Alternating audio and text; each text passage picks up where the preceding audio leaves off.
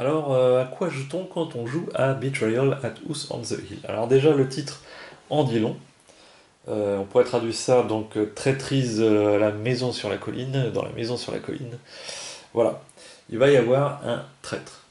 Vous allez donc arriver tous, en suivant le nombre de joueurs bien sûr, une équipe, on pourra dire, je crois qu'ils appellent ça dans la règle explorateur, mais bon, une équipe d'aventuriers comme vous voulez. Vous vous connaissez tous et vous avez entendu parler d'une maison où il se passe des choses étranges, une maison hantée. Et vous allez vouloir aller explorer, parce que vous, ça ne vous fait pas peur, pour voir ce qui s'y passe. Donc vos personnages, vos écrits vont tout simplement rentrer dans cette maison par cette pièce, donc par la porte d'entrée qui se trouve ici, pour arriver directement dans le hall d'entrée, suivi du vestibule, et puis du grand escalier qui mène vers le premier étage. Ici on y remarque donc les portes par lesquelles vous allez pouvoir explorer de nouvelles pièces. Et puis donc le jeu se compose de plusieurs niveaux, donc de 3 niveaux, du sous-sol, du rez-de-chaussée et du premier étage, que vous allez placer à part donc sur le plateau de jeu. En tout cas ça c'est la tuile de départ, que vous placez dans le sens que vous voulez. Vous allez y placer aussi donc le sous-sol. Donc ça c'est une tuile de départ, le palier du sous-sol, sur le côté. Et puis tout simplement le palier du premier étage, qui normalement correspond, voilà, quand vous montez à cet escalier, vous arrivez directement sur le palier du premier étage. Mais tout ça est représenté, voilà, à vous de disposer ça comme vous voulez, mais les étages ne se touchent pas. Chaque étage sera séparé donc. Lorsque vous ferez coïncider les nouvelles pièces que vous allez explorer. Je ne vais pas rentrer dans la mécanique complète du jeu, je vais juste en expliquer la thématique et puis voilà comment va se passer un tour de jeu, sans rentrer dans les règles précises. Donc tout simplement vous allez arriver avec vos personnages sur la tuile de départ, et puis vous allez donc sans but extrême, puisqu'on ne sait pas, lorsqu'on commence une partie de Betrayal, quelle est la mission. Il n'y a pas de mission, vous allez tout simplement explorer cette maison, donc découvrir de nouvelles pièces, peut-être trouver des objets, ou peut-être tomber dans un piège. Voilà, on ne sait pas ce qui va se passer, vous ne savez pas comment vous allez explorer la maison, et donc au début de la partie, on joue tout simplement en mode découverte.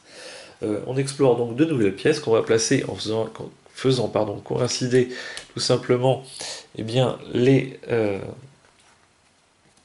portes, mais lorsqu'on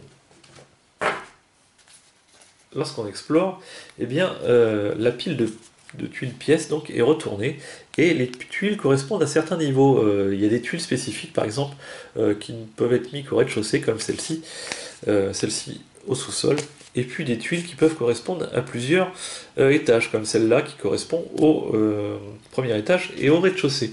Lorsque vous devez explorer donc une nouvelle pièce et que vous êtes au rez-de-chaussée, eh bien vous devez prendre donc une pièce correspondante. Donc celle-ci par exemple serait valide, et je pourrais donc la placer au rez-de-chaussée, la retourner et arriver donc dans cette pièce. Sur les pièces, il y a possiblement des textes ou plusieurs icônes, comme celle-ci. Quand il y a une icône, et bien tout simplement ça veut nous dire de piocher une carte correspondante à l'icône correspondante, donc 3 icônes normalement différents puisqu'on a 3 decks de cartes différents. Voilà, ça c'est l'icône du deck Event. Puis certaines tuiles ont un texte qu'il faudra lire, des effets positifs ou négatifs. Et puis on va continuer donc à explorer indéfiniment cette maison jusqu'à ce qu'il y ait un effet de jeu qui fait que la partie va passer en mode scénario pour avoir une mission donnée et voilà, définir les conditions de victoire ou de défaite. Donc cet effet arrive variablement, il n'y a pas de durée limitée, il n'y a pas un nombre de tours, c'est aléatoirement sur un lancer de dés que va arriver ce déclenchement de la seconde partie du jeu. Alors comment cela se passe-t-il? Pendant cette exploration, donc, lorsque vous allez arriver tout simplement sur ces tuiles, où il y a un petit corbeau, vous allez prendre une carte Omen, donc une carte présage, Et puis, donc bien souvent, ce sera des objets, donc là c'est une boule de cristal par exemple, que vous allez garder, qui va vous donner, donc, voilà, que vous pourrez utiliser ou pas pendant la partie, mais en tout cas vous la gardez devant vous. Mais à chaque fois qu'un personnage doit tirer une carte Omen, eh bien il doit lancer 6 dés, comme ceci. Oui, il y en a 6 là. Oui. 6 dés. Et comparer le résultat au nombre de cartes Omen qu'il y a en totalité autour de la table. Donc que tous les joueurs ont amassé autour de la table. Je m'explique. Si plusieurs joueurs avaient des cartes Omen, dans ce cas-ci par exemple, voilà, que celui-ci arrive dans cette pièce et tire une carte Omen, eh bien, comme les autres joueurs précédemment, il doit lancer 6 dés, puisque ce joueur-là a dû lancer 6 dés, ce joueur-là a dû lancer aussi 6 dés puisqu'il a récupéré une carte Omen. À chaque fois qu'on récupère une carte Omen, on doit lancer à la fin de son tour 6 dés. Donc ce joueur-ci récupère sa carte Omen, il doit lancer 6 dés, et comparer le résultat des dés, total donc, au nombre de cartes Omen qu'il y a autour de la table. Donc dans ce cas-ci, on a 4, 5, 6, 7, 7 points, et 3 cartes Omen autour de la table. Si le chiffre total des dés est inférieur au nombre de cartes Omen total autour de la table, eh bien le jeu passe en seconde partie, la hantise est découverte, et on va pouvoir passer au mode scénario du jeu.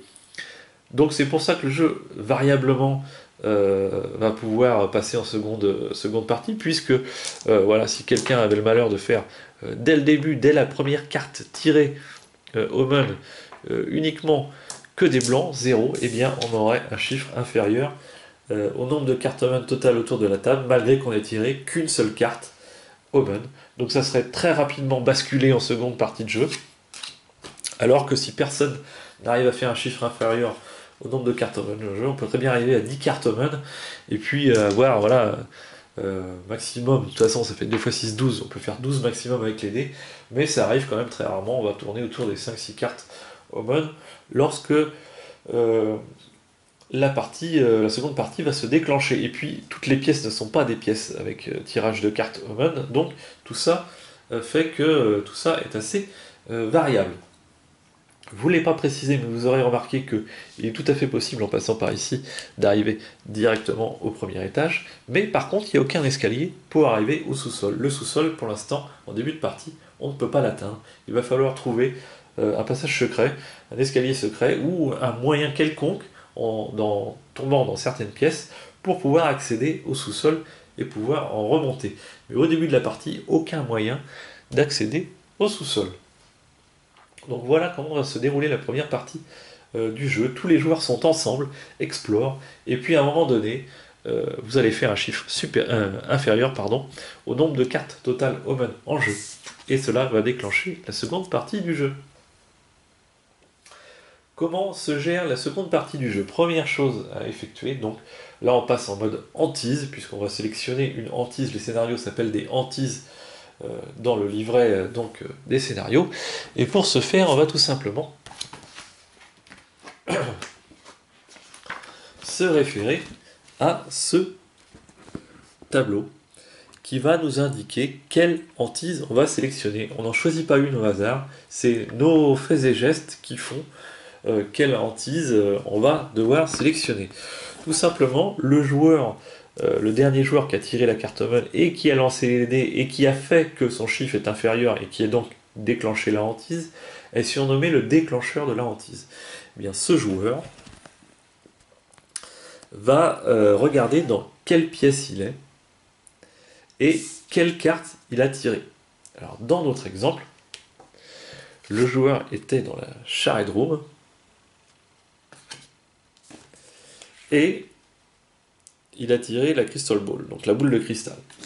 Donc la Charade Room, en traduction, c'est tout simplement une pièce incendiée. Alors oui, il y a eu le feu dans la pièce. Et il a la boule de cristal. Et bien tout simplement, on va remarquer que sur ce tableau, on a en haut tous les objets, donc la boule de cristal est ici, qu'on va pouvoir récupérer sur les cartes Omen, et ici toutes les pièces qui nous intéressent. On fait tout simplement en coordonnées donc la pièce incendiée que voici avec la boule de cristal et on obtient le chiffre numéro 23. 23, c'est le numéro qu'on va aller chercher dans le livret pour sélectionner la hantise qui va être jouée dans cette partie. Par exemple, ici, ce serait 23, l'horreur tentaculaire. Alors, on sait qu'on va devoir sélectionner la hantise numéro 23. Mais comme c'est un jeu où il y a un traître, il faut savoir qui est le traître. Parce qu'à partir du moment où on passe en deuxième partie, les joueurs ne vont plus être ensemble. Ça va pouvoir être tout simplement un joueur contre tous les autres, ou plusieurs joueurs contre d'autres, ou tout simplement un traître caché, ce qui est la nouveauté de la seconde édition. Pour savoir qui est le traître, et bien de la même façon, en dessous du tableau, on a un petit texte qui nous indique, suivant la sélection donc, de la hantise, donc nous, dans notre cas, c'était la hantise numéro 23, eh bien on remarquera que hantise numéro 23, donc le traître du scénario sera à gauche du découvreur de la hantise. Donc le traître du scénario, ce sera tout simplement le joueur de gauche par rapport à celui qui a déclenché la hantise. Donc ça aurait été le joueur de gauche qui est le traître de la partie. Donc même s'il ne voulait pas, bah, tant pis pour lui, c'est comme ça, c'est le scénario qui a décidé, c'est lui le traître de la partie. À partir de ce moment-là, les joueurs qui sont ensemble, donc les héros, prennent ce petit livret, et puis le traître prend son livret de traître. Chacun lit son scénario dans son coin. Donc le traître va lire son petit scénario horreur tentaculaire qui a exactement le même nom, avec son petit texte d'ambiance, la mise en place et tout ce qu'il doit faire pour gagner. Et les héros ont la même chose de leur côté, la mise en place et petit texte d'ambiance et tout ce qu'ils doivent faire pour gagner. Les héros et le traître, en théorie, ne savent pas quels sont leurs objectifs, en début en tout cas, donc il faut essayer de deviner quel est l'objectif, bien que souvent c'est des objectifs assez simples et qu'on arrive facilement à deviner quels sont les objectifs de l'un et de l'autre, mais on ne sait peut-être pas dans quelle pièce ils se dirigent, etc., etc. Et on ne sait pas ce qu'on a le droit de faire ou pas, aussi des fois. Donc en tout cas, ils ne peuvent pas, ils ne doivent pas, et c'est pas du tout l'intérêt du jeu, communiquer entre eux, entre le traître et les autres, donc ils ne savent pas ce qu'ils doivent faire. Les héros, par contre, peuvent, eux, communiquer entre eux en cours de partie pour élaborer un plan. Ils peuvent même aller de côté pour essayer d'élaborer un plan, mais il n'y a pas de discussion entre le traître et les héros. Donc chacun a une fin de mission qui est bien souvent l'opposé de l'un et de l'autre, mais voilà, à partir de ce moment-là, la partie est basculée. Il y a un méchant contre qui, bien souvent c'est une seule personne, mais il y a des scénarios où c'est pas le cas. Il y en a quand même pas mal. Et puis le scénario peut encore changer en cours de partie. Enfin bon, vous verrez bien. En tout cas, voilà comment se passe le jeu en seconde partie. Donc ça fait quand même un jeu à part entière. À ce moment-là, les règles du jeu vont un petit peu changer puisque le tour du jeu ne sera plus identique. Les joueurs héros joueront avant le joueur traître qui lui aura aussi un tour de monstre si jamais il y a des monstres dans ce scénario. Donc le traître pourra bouger et les monstres aussi. Enfin, il y a quelques règles qui changent, en tout cas lorsqu'on passe en seconde partie. Mais tout ça est très bien expliqué dans le livre de règles.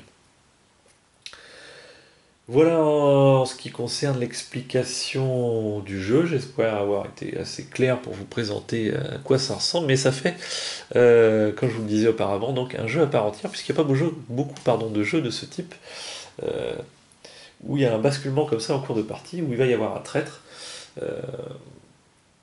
voilà, ça en fait un jeu à part entière. Il y en a déjà des jeux avec des traîtres, hein, comme Deed of Winter ou Battlestar Galactica, ouais, des jeux avec des traîtres plutôt cachés. Là, on sait qui est le traître, c'est différent. Il y a quelques scénarios avec des traîtres cachés, mais la base du jeu, c'était quand même un traître qu'on connaît, qui va essayer eh bien de réussir sa mission, qui va être bien souvent de vous mener à mal. Et puis vous allez essayer aussi, soit tout simplement de vous sauver, ou d'essayer de tuer le traître. Enfin, ça peut être plein de choses différentes. Euh, donc dans cette partie, dans ce jeu. En ce qui concerne les scénarios, alors, petite spécificité du jeu, c'est qu'il y a vraiment de tout. Et là, il ne faut pas se baser sur une première partie de jeu. Bon, la mécanique ne changera pas, mais euh, la thématique du scénario peut changer beaucoup le jeu, puisqu'on a vraiment des thématiques de série B. On va avoir des thématiques loup-garou, voilà, des classiques du cinéma. Il y a des thématiques extraterrestres. Il y a des thématiques vraiment qui ont du mal à marcher, je trouve. Étant donné que j'ai lu les 50, je sais un peu de quoi ça parle. Il y a vraiment de tout. Donc vous pouvez très bien tomber sur un scénario qui va vous accrocher, vous dire ah ouais, ça marche bien, mais peut-être vous allez tomber sur un autre, vous allez dire c'est vraiment n'importe quoi. C'est Betrayal at House on the Hill. Il y a vraiment de tout. Il y a 50 scénarios, donc vous allez rarement tomber sur le même. Et puis, si au cas où vous tombez sur un scénario que vous avez déjà joué, il y a une petite astuce dans le livre de règles pour pouvoir en choisir un autre tout simplement pour pas avoir à rejouer le même scénario, ce qui est complètement stupide. Lorsque vous aurez joué les 50 parties de Betrayal at House on the Hill, eh bien vous aurez bien rentabilisé le jeu, je pense. Voilà en tout cas en ce qui concerne le jeu, j'espère avoir été clair. La seule chose que je n'ai pas traduit, et ça j'en ai pas parlé dans la vidéo précédente, eh bien c'est tout simplement le texte qu'il peut y avoir sur les tuiles. J'aurais pu faire un petit appendice à rajouter à la suite du livre de règles, mais j'y ai pas pensé, parce que ça me paraissait tellement clair les textes qu'il y a sur les tuiles que je l'ai pas fait. Mais si jamais vous vouliez que je fasse un petit récap des quelques tuiles, parce qu'il n'y a pas l'intégralité des tuiles voilà, on voit par exemple sur le plateau de jeu, là il n'y a que cette tuile là que j'ai en main qui a un texte, donc il n'y a que peut-être un tiers des tuiles qui ont un texte imprimé. Donc si vous voulez que je fasse une trad sur un petit feuillet à part de toutes voilà, les effets des tuiles sur lesquelles vous allez arriver, eh bien il suffira de me poster un mail, et puis je me ferai un plaisir de le faire. Mais à mon avis, vous n'en aurez pas besoin. Et puis je suis sûr que sur Board Game Geek, vous avez peut-être trouvé même déjà une feuille à imprimer. En tout cas, voilà pour la présentation de Betrayal at House on the Hill. Un jeu, ma foi, quand même, qui peut sortir facilement, qui est assez agréable. Si on a des joueurs de bonne ambiance autour de la table, eh bien, c'est, ma foi, complètement excellent. Par contre, voilà, de 3 à 6 joueurs, 3 joueurs minimum, et je dirais qu'à 4 c'est encore mieux. Plus on est de joueurs, et plus on rit. Allez, sur ce, je vous dis en tout cas bon jeu, puisque je ne pense pas que je vous ferai une partie, hein, il faudrait que je réunisse des joueurs pour vous montrer une partie de démonstration. Bon, ça n'a aucun intérêt, je pense vous laisser découvrir tout seul. Il n'y a aucune complication dans les règles. Voilà, on a une vingtaine de pages de règles, donc il n'y a vraiment rien de compliqué. En plus, ça a été très très bien expliqué. Donc il n'y aura aucun souci sur ce, je vous dis. Excellent jeu. Et à la prochaine.